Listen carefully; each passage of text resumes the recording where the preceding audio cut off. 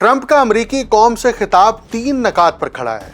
America से तेल खरीदो, ईरान को पत्थर के दौर में दाखिल करने की धमकी और जंग से स्ट्रेटेजिक मफादात की तकमील। Operation Epic Fury that we will continue until our objectives are fully achieved.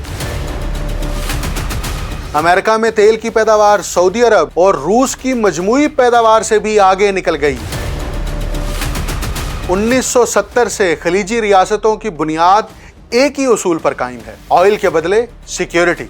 लेकिन ईरान जंग ने इस तसव्वुर को पाश पाश कर दिया है। खलीजी रियासतों ने ईरान जंग में अरबों डॉलर की कीमत चुकाई है, लेकिन ये जंग मुसल्लत करने के लिए अमेरिका ने उन्हें स्ट्रेटेजिक प्लानिंग के प्रोसेस से ही बाहर रखा। अमेरिकी सदर ट्रंप का ईरान जंग से मुतल्लिक कौम से खिताब एक हारे हुए लीडर और एक शिकस्त खुर्दा ताकत की निशानदेही कर रहा है।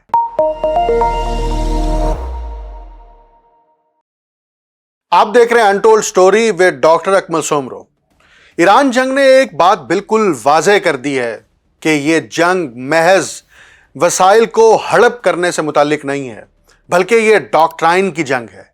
तहजीबों की जंग का जो नज़रिया 1996 में सैमुअल पी हटिंगटन ने पेश किया था, वो आज भी ऐसे ही लग रहा है कि बिल्कुल जिंदा है, क्योंकि अमेरिका सिर्फ जंगें नहीं लड़ रहा, बल्कि अमेरिका तहजीबों को मिटाने के दर पर है। ईरान जंग शुरू हुए 1 महीना गुजर चुका है और ट्रंप ने पहली बार अपनी कौम से इस जंग से मुतल्लिक खिताब किया है। वैसे तो ये 19 मिनट तवील एक तकरीर है और खिताब भी है, लेकिन इसमें 3 जो नकात हैं वो इंतहाई अहमियत की हामिल है।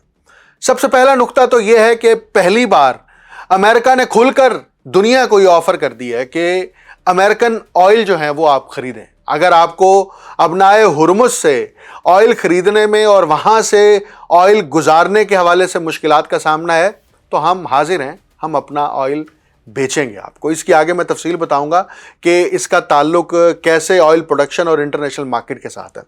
दूसरा आम नुक्ता यह है कि ईरान को पत्थर के दौर में दाखिल करने की धमकी दी गई है।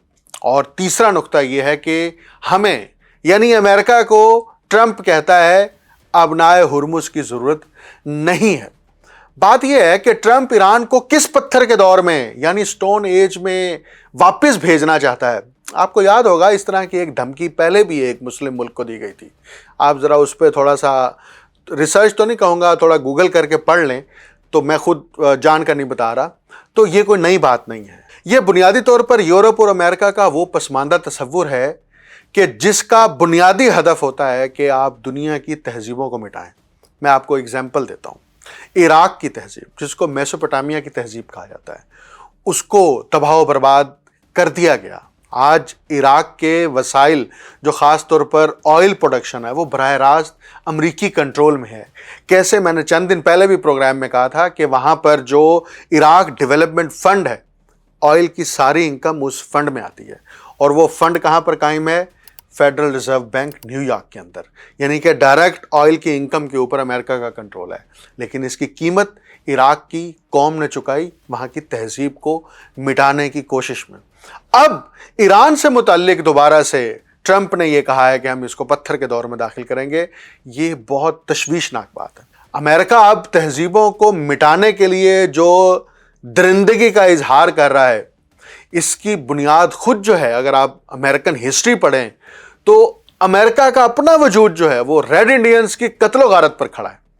और इस हवाले से एक बड़ी तफसीली एक डॉक्यूमेंट्री है, आप उसको डाउनलोड करके ज़रूर देखिए, जिसका उन्वान है एक्सटर्मिनेट ऑल द ब्रूट्स, यानी तमाम वहशियों को नीस्तो नाबूद कर दो। इस नज़रिए के तहत अमेरिका में आबादकारी हुई और आज अमेरिका, जिसकी उम्र महज 300 बरस है, ना वो तहजीब की तारीफ़ के अंदर आता है और ना कोई उसकी अपनी कोई तहजीबी तारीख़ है, लेकिन आज वो दुनिया की उन तहजीबों को मिटाने की कोशिश कर रहा है, बिल्कुल उसी नज़रिए पर जिस नज़रिए पर रेड इंडियंस का कत्लेआम किया गया था और वहाँ पर यूरोपियन नस्ल और सफ़ेद फार्म इंसानों को वहाँ पर जाकर बसाया गया था। और आज अमेरिका ख़ुद को तहजीब का दावेदार कहता है। आज बात यह है कि ट्रंप ने अपनी तकरीर में जो ये कहा है कि आइंदा 2 से 3 हफ्तों में ईरान पर मज़ीद शदीद हमले होंगे اور یہ بھی کہا کہ تمام فوجی مقاصد جو ہیں وہ حاصل کر لیے جائیں گے. یعنی ابھی کچھ ملٹری آبجیکٹیوز ہیں جو حاصل کرنے ہیں. ایران کے خلاف آپریشن شروع کیے ہوئے 1 مہینہ ہو گیا ہے اور 4 ہفتوں میں امریکی فوج نے انتہائی خطرناک حملے کیے ہیں اور کم و بیش 90,000 کے قریب جو ہیں وہ اٹیک کیے گئے ہیں اسرائیلی فوج کے ساتھ مل کر, اور ایران کو تباہ کرنے کی کوشش کی جا رہی ہے. لیکن ایران کا اپنا حجم اتنا بڑا ہے, ایرانی قوم کے عزم اتنے بلند ہیں کہ وہ اس کے لیے نہ تو خوف زدہ ہے اپنی جان دینے کے لیے اور نہ ہی اپنے مال کی قربانی دینے کے لیے. ابھی تو آپ فوٹیج دیکھ رہے ہیں, میں اب اسکرین پر فوٹیج چلا رہا ہوں, یہ آپ دیکھیں کہ ایران کے صدر اور ایران کے وزیر خارجہ ایک دفعہ پھر عوام میں آئے ہیں. کیوں آئے ہیں؟ کہ ایران جو ہے وہ اپنی 1979 کا جو ریولوشن ہے اس کی اینیورسری منا رہا ہے, اور اس موقع پر انہوں نے تقریباً 150 فٹ جو بڑا ایک پرچم ہے اس کو بھی سڑکوں پر لائے اور اس کو پرچم کو بلند بھی کیا, اور ایرانی انقلاب کے استحکام کے لیے اور اس کی طاقت اور قوت کو برقرار رکھنے کے لیے ایک نیا عزم دہرایا گیا. لیکن ٹرمپ کہتا ہے اپنی تقریر میں کہ ہم نے ایران کی نیوی اور ایئر فورس کو مکمل تباہ کر دیا اور ان کی لیڈرشپ کو بھی ہم نے ختم کر دیا, رجیم بھی چینج کر دیا ہے, اور اب ایران کے جو ایٹم بم بنانے کی صلاحیت ہے اس کو بھی ختم کر دیا ہے, اور اب ایران کم از کم آئندہ 5 سال تک ایٹم بم نہیں بنا سکتا. اب ایران جو ہے وہ خطرہ نہیں ہے. ایران جنگ کے اپنی تقریر میں ایک اور بڑا اہم نقطہ انہوں نے جس کی طرف ہمیں خاص طور پر توجہ دینے کی ضرورت ہے کہ ایران جنگ کے اسٹریٹجک مقاصد جو ہیں وہ بھی تکمیل کے قریب ہیں. یہ اسٹریٹجک مقاصد کیا ہو سکتے ہیں اور یہ کون سا مشن ہے جو بھی مکمل نہیں ہوا؟ مجھے یہ لگ رہا ہے کہ اس مشن میں ایک ایپیسوڈ تو یہ ہے کہ ابھی چند دنوں میں خاص طور پر مشرق وسطیٰ اور خلیجی ریاستیں امریکہ کے ساتھ ایک بڑے نئے دفاعی معاہدات کریں گی, اور اربوں ڈالر جو ہے وہ امریکہ کی اسلحہ منڈی میں ایک دفعہ پھر جھونکا جائے گا, اور اس کے ساتھ امریکہ خلیجی ریاستوں کے اندر اپنی جڑیں مزید مضبوط کرے گا. میں آگے اس پر بات کروں گا کہ یہ اس کا آغاز 1970 میں کیسے ہوا تھا.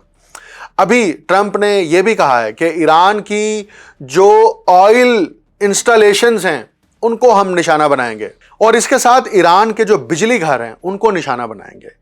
مدعا بنیادی طور پر یہ ہے کہ ایران کے اوپر مسلسل بمباری کرنے کے باوجود ایران ایک تو پیچھے نہیں ہٹ رہا, ایران مسلسل ریٹیلیٹ کر رہا ہے. ابھی رات کو بھی ایران نے اسرائیل کے اوپر میزائل داغے ہیں اور امریکی فوجی اڈوں کے اوپر بھی میزائل داغے ہیں.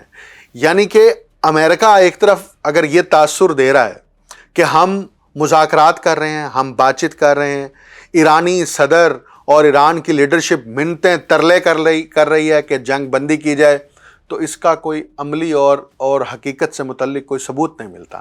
اگر ایران مذاکرات کے لیے التجا کر رہا ہوتا تو ایران اٹیک نہ کرتا بار بار مسلسل, اور اگر امریکہ جنگ بندی کی طرف جا رہا ہوتا تو امریکہ کا پریزیڈنٹ اب یہ نہ کہتا کہ ہم مزید 2 ہفتوں تک ایران کے اوپر حملے تیز کریں گے. مسئلہ بنیادی طور پر یہ ہے کہ امریکہ کا پریزیڈنٹ اس وقت جو یرغمال ہے ان لابیز کے ہاتھوں اور اسلحہ ساز کمپنیوں کے ہاتھوں, جن کا ایندھن ہی جنگ ہے اور اس جنگ سے منافع کمانا ہے. اور 2 دن پہلے میں نے امریکہ کی پولی مارکیٹ کے اوپر جو ہے وہ ایک پروگرام کیا تھا تفصیلی, وہ لنک موجود ہے, آپ اس کو دیکھ سکتے ہیں. اس میں نے بتایا تھا کہ یہ امریکہ کی جو بیٹ مارکیٹ ہے جہاں پر شرطیں لگائی جا رہی ہیں, جوا کھیلا جا رہا ہے, اس جوا مارکیٹ کے اندر ابھی تک ایسی کوئی شرط نہیں رکھی گئی, بیٹ نہیں لگائی گئی کہ ایران کی جنگ ختم ہوگی. اب جوا مارکیٹ کے اندر یقیناً وائٹ ہاؤس کے لوگ بھی انوالو ہیں, امریکہ کے جو ملینئرز ہیں وہ بھی انوالو ہیں, اور وہاں کی کمپنیز بھی انوالو ہیں.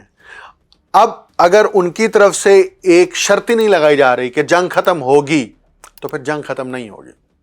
پہلی بات تو یہ ہے. دوسری بات یہ ہے کہ جو اسٹریٹجک مفادات ہیں اس ریجن کے اندر وہ امریکہ کے اپنے نہیں ہیں, وہ اسٹریٹجک مفادات بنیادی طور پر اسرائیل کے ہیں, جو گریٹر اسرائیل سے متعلق ہیں. وہ حاصل نہیں ہو سکتے, آپ جتنے مرضی دعوے کر لیں. آپ یہ گزشتہ کم از کم 20 سال سے अमेरिका और इसराइल मिलकर मशरिक वस्ती के अंदर ग्रेटर इसराइल का एक तसव्वुर उसको राइज करने की कोशिश कर रहा है। मुल्कों को तबाह बर्बाद कर दिया गया, हुकूमतें टॉपल की गई, इंसानों का कत्लेआम किया गया, लेकिन वो नताइज हासिल नहीं हो सकते। वो नताइज इसलिए हासिल नहीं हो सकते कि वो गैर फितरी है, नंबर 1। नंबर 2, अभी भी इस खित्ते के अंदर इतनी रेजिस्टेंस और मज़ाहमत मौजूद है कि अमेरिका इन स्ट्रेटेजिक मफादात को हासिल नहीं कर सकता। हाँ, एक स्ट्रेटेजिक मफाद ज़रूर है जो अमेरिका हासिल करने की कोशिश करेगा, वो ये है कि अमेरिका अपना तेल फ़रोख्त करे उन ममालिक को जो ममालिक अमेरिका से तेल ख़रीदना चाहते हैं। अब क्योंकि ट्रंप ने यह भी कहा है कि हमें अबनाए हुर्मुज़ की ज़रूरत नहीं है, अमेरिका अबनाए हुर्मुज़ से ना तो तेल लेता है और ना लेगा। जिन ममालिक के पास तेल नहीं है वो अमेरिका से खरीदें, ये तकरीर का एक हिस्सा है। और जो ममालिक तेल हासिल नहीं कर सकते उन्हें अबनाए हुर्मुज़ से तेल खुद लेना होगा। और फिर आगे कहते हैं कि जब ये कॉन्फ्लिक्ट, ये जंग ख़त्म होगी तो अबनाए हुर्मुज़ कुदरती तौर पर खुद ब खुद खुल जाएगी। और तकरीर में ट्रंप कहते हैं कि सऊदी अरब, कतर, यूएई, कुवैत और बहरीन अजीम ममालिक हैं और इन ममालिक को नुकसान पहुंचाया गया है। लेकिन इस तकरीर के अंदर एक बारीक लाइन जो कि मेरे ख्याल में सुर्खियां होनी चाहिए थी अखबारात की, वो ये है कि वेनेजुएला पर कब्ज़ा करने के बाद, कब्ज़े का लफ्ज़ ट्रंप ने इस्तेमाल नहीं किया, मैं कर रहा हूँ, कि वेनेजुएला में कब्ज़ा करने के बाद ट्रंप कहता है कि मशरिक वस्ती के तेल की अब उन्हें ज़रूरत नहीं रही, क्योंकि अमेरिका अब ऑयल और गैस का नंबर 1 प्रोड्यूसर है। देखें, बात समझें, वेनेजुएला का तेल कौम की मलकियत है। यूएन चार्टर्स के मुताबिक, कवानीन के मुताबिक और दुनिया में राइज इस वक्त नेशन स्टेट के तसव्वुर के तहत जो किसी खित्ते के वसाइल होते हैं उस पर उस रियासत और उस कौम का हक होता है। लेकिन अमेरिका ने ज़बरदस्ती अपनी ताकत और क़ुव्वत की बुनियाद पर वेनेजुएला के इन कौमी वसाइल को हड़प करने का जो मंसूबा लागू किया था जनवरी में, और निकोलस मादुरो को वहाँ से गिरफ़्तार करके न्यूयॉर्क मुंतकिल किया, उसको अगर आप अपनी बड़ी अचीवमेंट कहते हैं तो फिर इस जदीद सॉवरेनिटी के इस दौर के अंदर ये सॉवरेनिटी के मगरबी और यूरोपी और अमरीकी तसव्वुर पेश करने वालों के मुंह के ऊपर भी तमाचा है। और ख़ुद अमरीकी अवाम भी ये सोचे कि जो दुनिया के अंदर जमहूरियत के लिए दर्स देती है, गुफ्तगू करती है, आज़ादी राय की बात करती है, लेकिन वो दूसरी कौमों के ऊपर कैसे ग़ुलामी मुसल्लत करती है और उनके वसाइल को हड़प किया जाता है। अब मशरिक वस्ती के अंदर जो ये जंग बर्पा हुई है ईरान के तनाजुर में, तो यहाँ पर आप देखें कि अमेरिका और नेटो के यहाँ पर बेसिस हैं। इन्हीं अड्डों के ज़रिए से अमेरिका ने इराक, अफ़गानिस्तान, लिबिया और शाम पर हमले भी किए थे और मुख्तलिफ ऑपरेशंस के लिए इन्हीं अड्डों को इस्तेमाल भी किया गया। अब इन तमाम ममालिक में जो खाना जंगी और कशीदगी पैदा की गई है, तो इससे ये वाज़ेह होता है कि ये अड्डे जो हैं वो साम्राज्य का कैंप हैं, कैंप थे और कैंप रहेंगे। 1970 में जो ये खेल शुरू हुआ था ऑयल का और सिक्योरिटी का, ये अब मज़ीद गहरा हो चुका है। अमेरिका में तो इस वक्त ये सूरत हाल है कि जो ऑयल की जो प्रोडक्शन है वो इस वक्त दुनिया में पहले नंबर पर आ गई है। अल जज़ीरा ने इस पर एक तफसीली रिपोर्ट, बिल्कुल ताज़ा रिपोर्ट शाये की है, और उसके मुताबिक अमेरिका तेल की पैदावार में सऊदी अरब और रूस की मजमूई पैदावार से भी आगे निकल गया है और इस वक्त अमेरिका दुनिया का पहला मुल्क बन गया है जहां पर सबसे ज़्यादा ऑयल प्रोडक्शन है। अब 2026 की रिपोर्ट के मुताबिक अमेरिका की जो ऑयल प्रोडक्शन की रोज़मर्रा की बुनियाद पर जो पैदावार है वो सऊदी अरब और रूस की मजमूई पैदावार से भी ज़्यादा हो गई है। और इस वक्त अमेरिका की औसत ऑयल प्रोडक्शन जो है वो 13.6 मिलियन बैरल योमिया है और 2027 में ये पैदावार बढ़कर 13.8 मिलियन बैरल पर डे तक पहुंच जाएगी। और आलमी दर्जाबंदी के मुताबिक दुनिया के 10 सबसे बड़े ऑयल प्रोड्यूस करने वाले ममालिक में अमेरिका अब मुस्तकबिल में भी पहले नंबर पर रहेगा। क्यों? कि मशरिक वस्ती के अंदर जब जंग तवील होगी تو ایک اور اسٹریٹجک آبجیکٹو بھی ہے کہ آئل پیدا کرنے والے یہ ممالک دوسرے ملکوں کو، خاص طور پر ایشیا، یورپ اور چائنا کو تیل فروخت اس طرح سے نہیں کر سکیں گے جس طرح سے وہ پہلے برق رفتاری سے کر رہے تھے. اس کا براہ راست اثر جو ہے وہ آئل پروڈکشن کے اوپر ہوگا. پر ڈے جو ملین بیرلز کی پروڈکشن ہوتی ہے وہ ریڈیوس ہوگی. جب وہ ریڈیوس ہوگی ڈائریکٹ ان کی معیشت کے اوپر اس کا دباؤ آئے گا. اب بات یہ ہے کہ یہ جو تاریخ ہے نا، یہ محض خود بخود وقوع پذیر نہیں ہوتی اور نہ ہی صرف بیان کیے جانے کا نام تاریخ ہے. تاریخ دراصل لکھی جاتی ہے، تشکیل دی جاتی ہے. اور بہت سے لوگوں کا خیال ہے کہ ایران پر مسلط یہ جو امریکی جنگ ہے اس کے نتیجے میں خطے کی صورتحال یکسر بدلنے والی ہے. میں نے کل کے پروگرام میں کہا تھا کہ روس کے وزیر خارجہ نے کہا ہے کہ اس جنگ کے نتیجے میں دنیا تیزی سے ملٹی پولر بننے کی طرف جا رہی ہے. اب دنیا اپنا آرڈر تشکیل دے گی. جیسے امریکہ نے اب یہ دھمکی دی ہے نا کہ ہم نیٹو سے نکل جائیں گے. امریکہ نیٹو سے نکل ہی جائے تو بہت اچھی بات ہے. نیٹو سے امریکہ نکلے گا تو یورپ امریکہ کی گود سے باہر آئے گا. جب یورپ امریکہ کی گود سے باہر ہوگا تو پھر دنیا میں امریکی آرڈر نہیں چلے گا، پھر ایک نیا آرڈر بنے گا. اس کے اندر مڈل پاورز بھی سٹیک ہولڈرز ہوں گی، اس کے اندر گلوبل ساؤتھ کے ممالک براہ راست حصہ دار ہوں گے اور یہ آرڈر تبدیل ہوتا نظر آ رہا ہے. اور ابھی تو اس جنگ کے دوران خصوصاً یہ حقیقت آشکار ہو گئی ہے کہ امریکی استعمار کے زیر سایہ پروان چڑھنے والی جو خلیجی ریاستیں اور بادشاہتیں ہیں، چاہے وہ تیل، دولت اور فوجی اڈوں سے کتنی ہی مضبوط کیوں نہ ہو، عالمی اشرافیہ کے لیے ہمیشہ محفوظ پناہ گاہ نہیں ہیں. اور صرف یہی نہیں، مستقبل میں امریکہ کا اثر و رسوخ بھی اس خطے میں اب کم ہوگا. یہ اسٹریٹجک آبجیکٹو جو حاصل کرنا چاہ رہے ہیں وہ نہیں ہوگا. اور اسرائیل اور ایران خطے کے بڑے طاقتور کردار کے طور پر ابھر سکتے ہیں. لیکن سوال یہ ہے کہ جب اسرائیل طاقتور بنے گا، ایران بھی طاقتور بنے گا، تو پھر ہیجمنی نہیں ہوگی. تو خلیجی ریاستوں کے پاس صرف ایک ہی آپشن باقی رہ جائے گا، اور اب بھی شاید وہی آپشن ہے کہ یا وہ چین کے کیمپ میں آ جائیں، رشیا کے کیمپ میں آ جائیں، یا وہ امریکہ کے کیمپ میں چلے جائیں. اور امریکہ کے کیمپ میں رہنے کے بعد ان کو اندازہ ہو گیا ہے کہ ان کا یہ پورا ریجن جو ہے وہ عدم استحکام کا شکار رہے گا، جیسے ابھی شکار ہوا ہے. اب تاریخ تو یہ بتاتی ہے نا کہ 1970 کی دہائی کے بعد سے جو خلیجی ممالک کی سیکیورٹی ہے وہ بڑی حد تک بالکل ایک سادہ فارمولے پر کھڑی ہے، بلکہ قائم ہے کہ تیل کے بدلے تحفظ. آئل دیں گے، آئل فروخت کریں گے، اس کے بدلے ہمیں پروٹیکشن چاہیے. اس بندوبست کی جو عملی شکل ہے وہ بڑے امریکی فوجی اڈوں کے قیام اور اس غیر اعلانیہ یقین دہانی میں نظر آتی تھی کہ حکومتوں یا توانائی کی ترسیل کے راستوں کو لاحق کسی بھی سنگین خطرے کا جواب امریکہ کی بھرپور فوجی طاقت سے دیا جائے گا. اس کے بدلے خلیجی ریاستوں نے عملاً ایک قسم کی اسٹریٹجک سرپرستی قبول کر لی.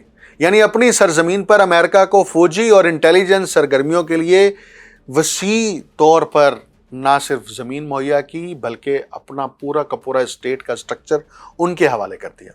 اور اس کے عوض جو ہے خلیجی ریاستوں کو یہ ہوا کہ اب انہیں وجودی تحفظ مل گیا ہے. لیکن قابل غور بات یہ ہے کہ امریکہ اور اسرائیل نے جب ایران کے اوپر جنگ مسلط کرنے کا فیصلہ کیا اور اس کی جو اسٹریٹجک منصوبہ بندی بنائی، اس اسٹریٹجک منصوبہ بندی کے اندر اس خلیجی ریاستوں کو بالکل فارغ کر دیا. ان کو پتہ ہی نہیں تھا کہ ایران کے ساتھ حالیہ کشیدگی کے دوران جو اتحادی ممالک تھے، ان کے اعلیٰ سفارتکار اور سیکیورٹی کے حکام بھی اہم فیصلہ سازی کے پورے پروسیس سے باہر رکھے گئے اور بڑی کارروائیوں کے بارے میں انہیں باضابطہ ذرائع کے بجائے میڈیا رپورٹس کے ذریعے علم ہوا. ایسے تجربات نے اب خلیجی ریاستوں میں یقیناً اس تاثر کو مضبوط کیا ہوگا کہ امریکی فیصلہ سازی کا جو غیر شفاف انداز ہے ان کے براہ راست مفادات کے لیے خطرہ بن سکتا ہے. اب یہ مطالبہ زور پکڑ رہا ہے کہ علاقائی سلامتی یعنی ریجنل سیکیورٹی سے متعلق فیصلے مکمل طور پر خطے سے باہر نہیں ہونے چاہیے اور ان ممالک کو امریکی پراکسی کا حصہ بن کر اسرائیل کے مفادات کے تحفظ کے لیے جنگوں کے اندر نہیں دھکیلا جائے۔ مدعا بالکل سادہ ہے اور بالکل کلیئر ہے کہ امریکہ جو یہ بات کہتا ہے کہ ہمیں آبنائے ہرمز سے تیل کی ضرورت نہیں ہے، یعنی اپنے تمام اتحادی جو اوپیک کے تحت امریکہ کے مفادات کی نگرانی کرتے رہے گزشتہ 50 برس سے، اب امریکہ نے انہیں جوتے کی نوک پر رکھا ہے۔ جواب میں تو یہ چاہیے کہ خلیجی ریاستیں اور اوپیک یہ ڈیسائیڈ کر دے، یہ اعلان کر دے، یا کم از کم یہ مسلم ممالک اعلان کر دیں کہ اب ہم تیل ڈالر میں فروخت نہیں کریں گے۔ پھر میں دیکھتا ہوں کیسے امریکہ کی معیشت کھڑی ہوتی ہے جو جھوٹ اور دجل کی بنیاد پر کھڑی ہے، اور کیسے امریکہ ایسے دندناتا پھرتا ہے۔ ڈالر مارکیٹ ایک دم دھڑام سے گر جائے گی، خود امریکی اسٹاک ایکسچینج کی مارکیٹ نیچے گر جائیں گی، S&P 500 بھی گرے گی، کیونکہ ڈالر کو آکسیجن مہیا کرنے میں جو بڑی سپلائی لائن ہے وہ پیٹرو ڈالر کی طاقت ہے۔ ابھی امریکہ جو تیل اپنا فروخت کرنا چاہتا ہے، ٹھیک ہے، وہ اپنی کرنسی میں فروخت کرے، لیکن خلیجی ریاستیں اور اوپیک کے دیگر ممالک جو ہیں وہ تیل ڈالر میں نہیں خریدیں گے، نہیں فروخت کریں گے، اور دیگر ممالک بھی یہ فیصلہ کریں کہ ہم ڈالر میں تیل نہیں خریدیں گے۔ تو پھر دیکھتے ہیں امریکہ کے اسٹریٹجک مفادات کہاں رکتے ہیں، اور جو پتھر کے زمانے میں دھکیلنے کے جو دھمکیاں ہیں اور جو دعوے ہیں وہ کس حد تک جو ہے وہ ان پر عمل درآمد کیا جا سکتا ہے۔ ٹرمپ نے تو ایران کے اوپر جنگ مسلط کرنے کا فیصلہ یہی کیا ہے کہ اگلے 2 ہفتے تک مزید بمباری کی جائے گی۔ ایران کے صدر نے ایک بڑا زبردست خط لکھا ہے امریکی اور یورپی اقوام کے نام۔ اس میں انہوں نے یہ کہا ہے کہ ہم نہ تو امریکی اور یورپی اقوام کے خلاف ہیں، اور نہ ہی ہم ایگزسٹینشل تھریٹ ہیں۔ ہمارے اوپر 2 دفعہ حملہ کیا گیا، 1 جون 2025 میں 12 روزہ جنگ، اور ایک اب حملہ کیا گیا، اور دونوں حملے اس وقت ہوئے جب ممالک اور فریقین کے درمیان مذاکرات ہو رہے تھے۔ تو اس میں انہوں نے یہ بھی کہا کہ ہم جو ہے وہ اپنی قومی وقار اور قومی دفاع کا حق رکھتے ہیں اور وہ حق رکھیں گے۔ ایگزسٹینشل تھریٹ جو ہے وہ ہم نہیں ہیں، بلکہ ہمیں تھریٹ کیا جا رہا ہے اور دھمکیاں دی جا رہی ہیں۔